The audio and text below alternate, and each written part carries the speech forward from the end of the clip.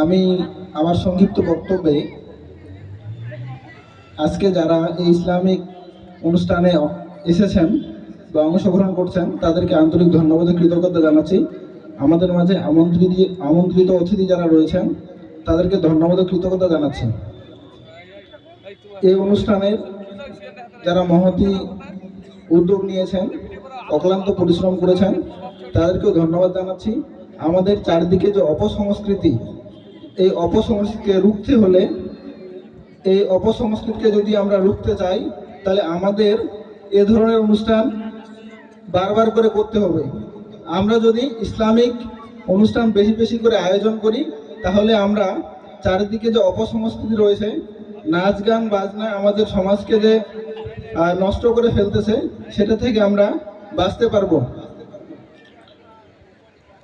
আমরা এই অনুষ্ঠানের মাধ্যমে সমাজকে একটা বার্তা দিতে পারবো যে অনুষ্ঠান শুধু অশ্লীল হতে পারে না, সুন্দর একটা অনুষ্ঠানের মাধ্যমে, সুন্দর পরিবেশনের মাধ্যমে বিনোদন সম্ভব।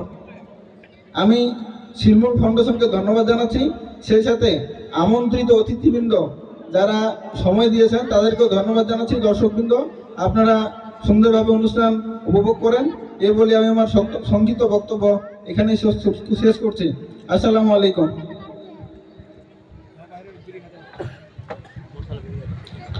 ধন্যবাদ ভাইকে।